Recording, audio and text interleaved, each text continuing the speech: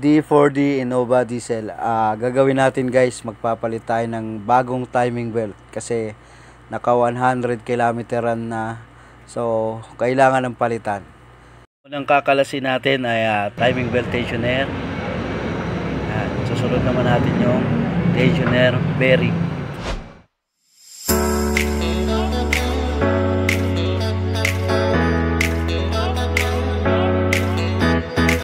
200 kilometeran na siya ngayon. Huli namin pinalitan 100. So 200 na siya ngayon.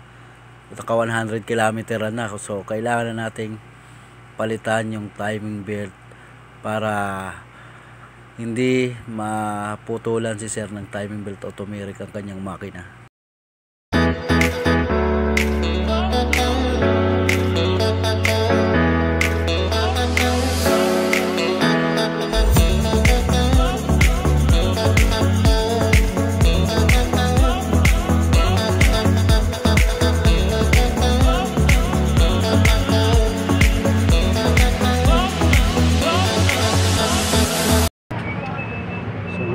Tensioner bearing. Kalasin natin.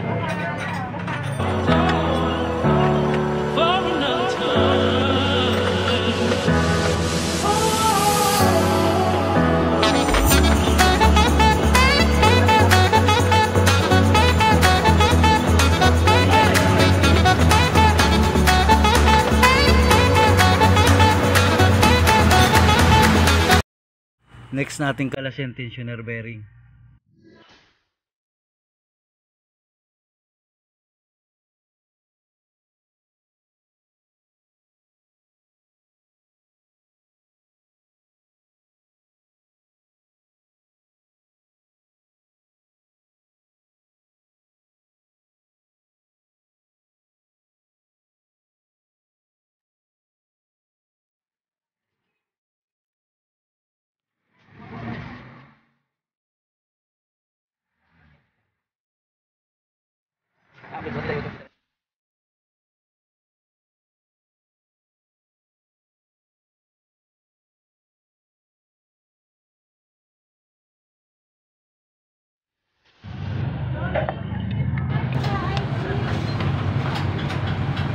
Natin itong tensioner kabel.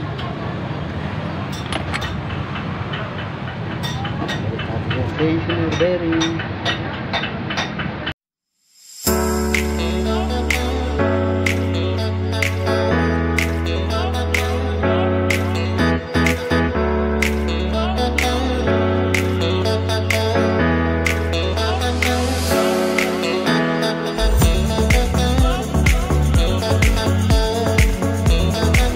Bagong timing belt. So bago po natin kakabit yung bagong timing belt, siguraduhin natin nakatapted yung timing.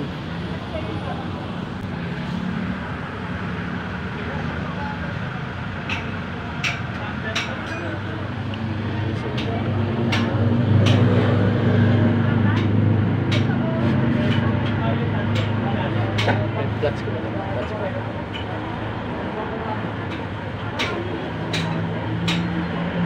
Yung sa front shop naman. Yan. Kailangan nakatapted yan. Tapos ito naman yung sa injection pad.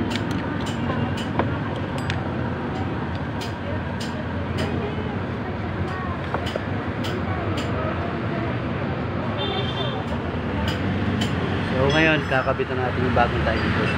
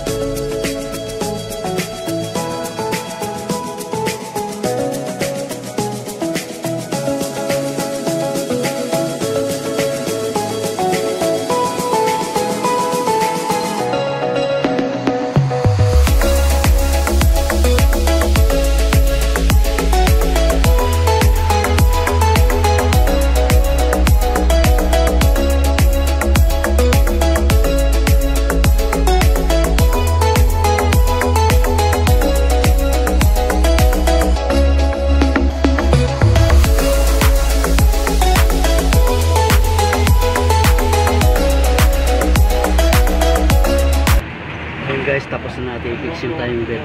Para humigpit yung timing belt, tatanggalin naman natin itong pin ng tensioner. Ito yung nagdadala ng higpit ng timing belt.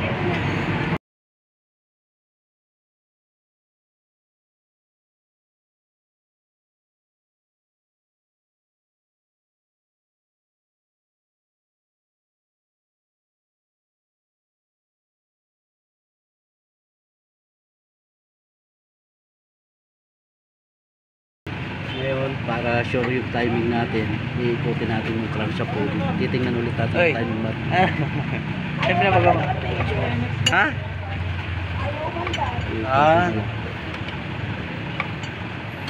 Para sigurado tayong hindi tumalon yung timing o dumapis.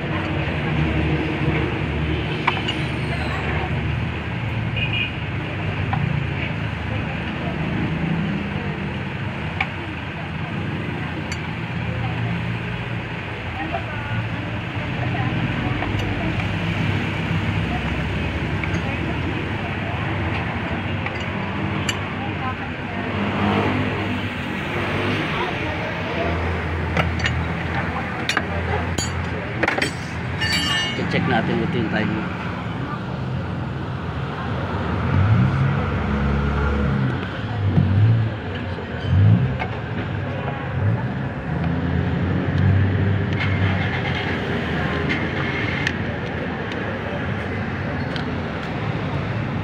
So yan, sakto na siya.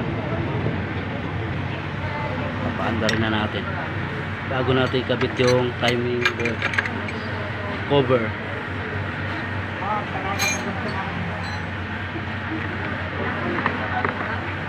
Okay, start mga kasi.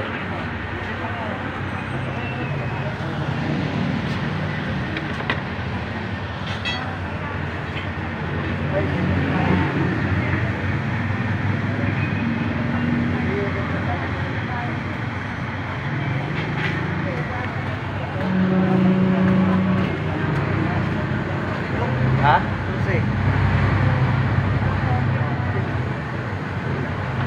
Ayun.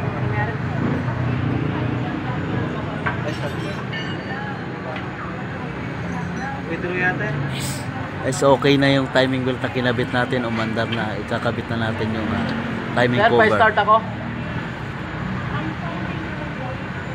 Check natin.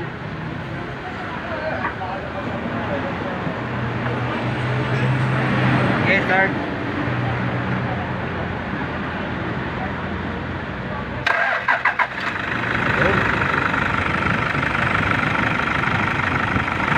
Okay na ang ating timing belt.